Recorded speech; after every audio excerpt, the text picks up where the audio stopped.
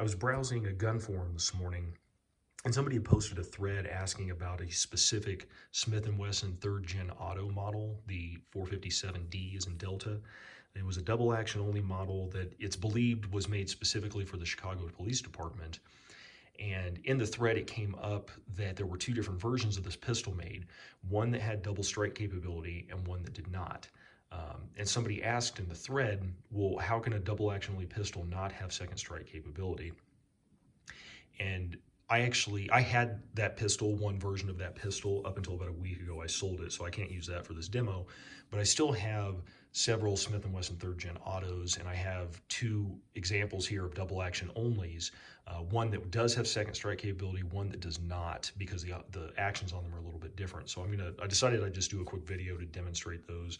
And I also have some other pistols here to demonstrate other types of actions in case folks don't know what those are. But first of all, so just a quick note about Smith & Wesson 3rd Gen autos. These were guns that were made primarily in the 1990s. I think they were made up into the 2000s, maybe into the late 80s. I'm not sure exactly on the dates. But you'll see these 3rd Gen autos a lot in movies and TV shows from the 90s. Take Reservoir Dogs, for example. You'll see a lot of Smith & Wesson 3rd Gen autos used by both police officers and the criminals in that movie. They made them in a lot of variations, different calibers, different actions, double action only, two different types, single action, double action.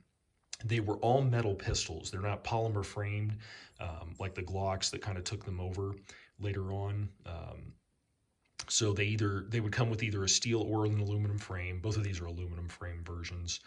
They came in different sizes. This is like a subcompact, and they went all the way up to very large, heavy, all stainless steel pistols.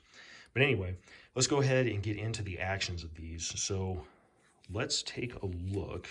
And I have verified that all these pistols are empty, and I'll do that before pulling the trigger on video too. But let's just take a look at the backs of these pistols real quick.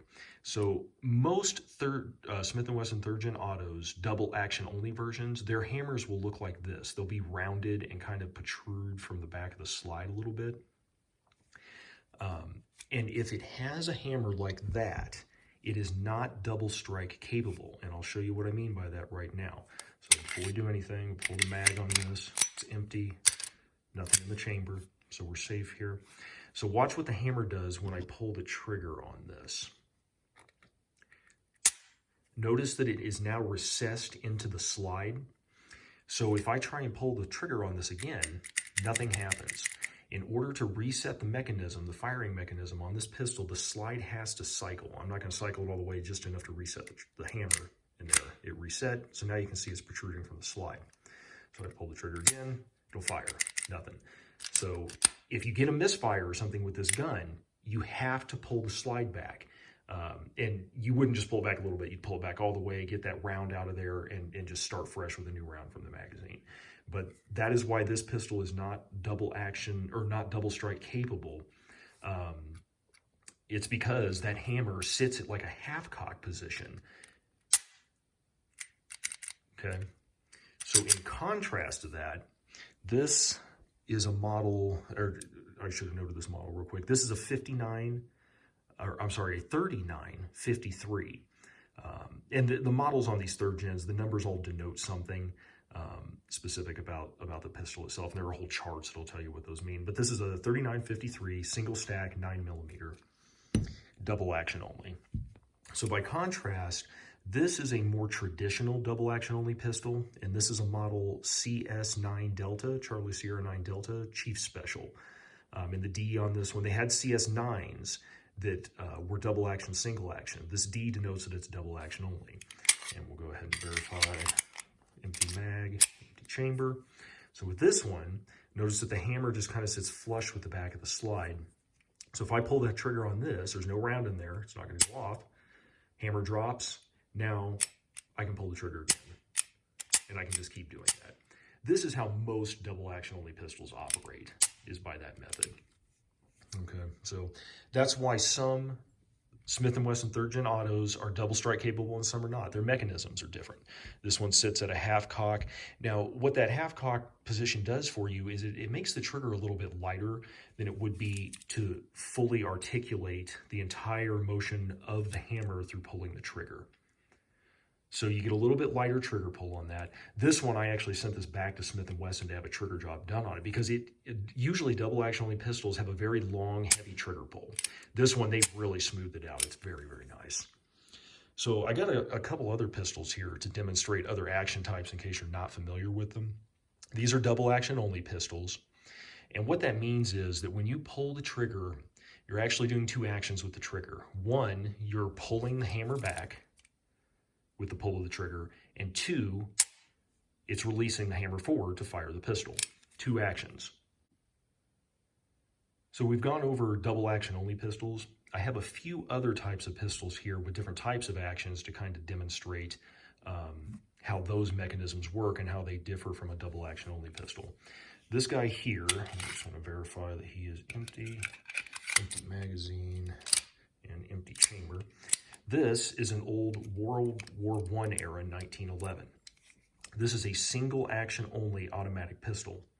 So what that means is right now the hammer is dropped. It hasn't been cocked.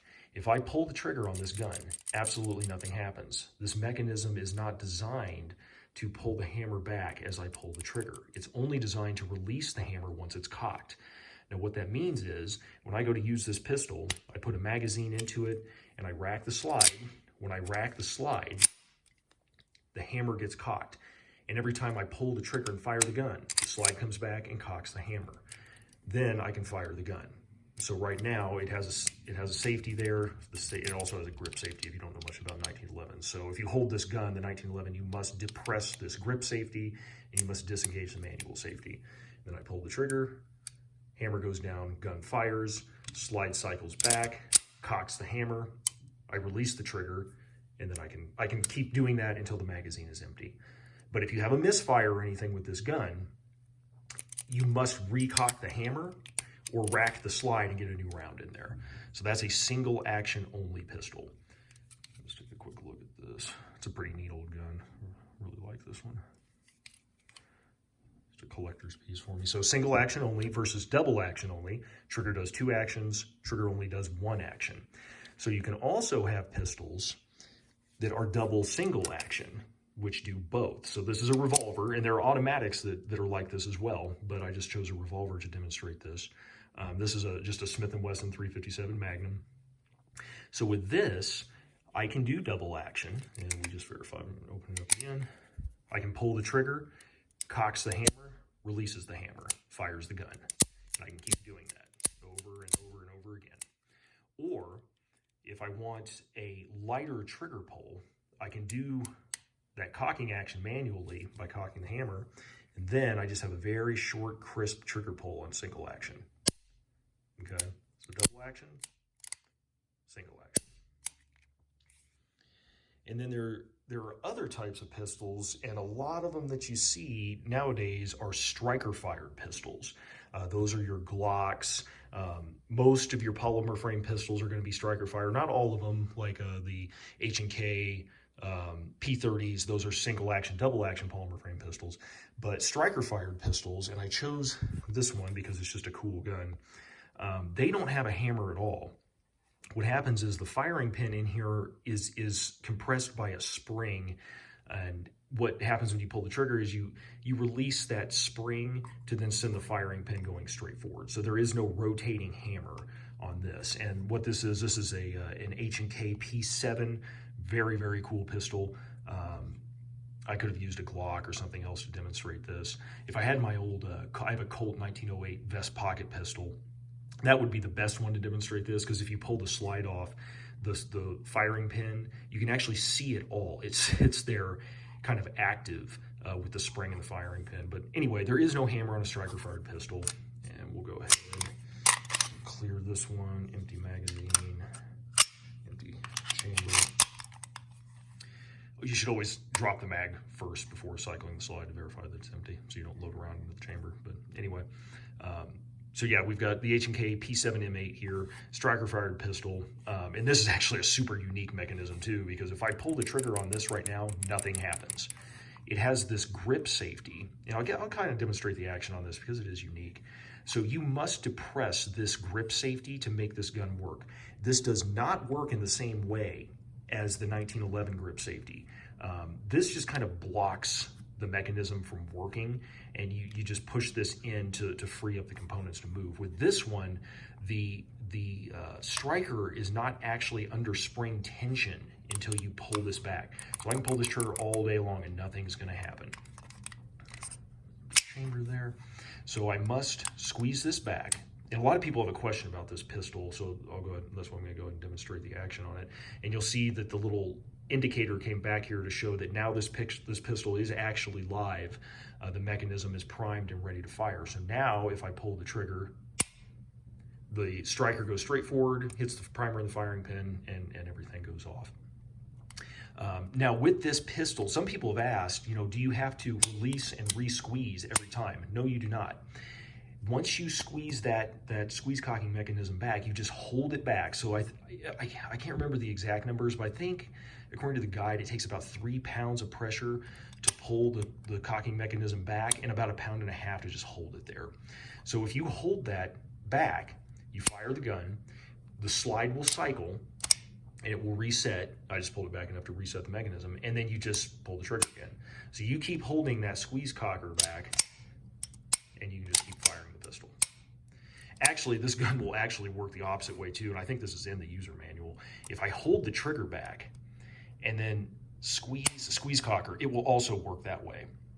So as long as you do both those actions, you don't have to do them at the same time. You can do either one in either order. But if you do this way, this has a fantastic trigger on it. This is such a good shooter. Just a tack driver. Very nice, crisp, light trigger on it.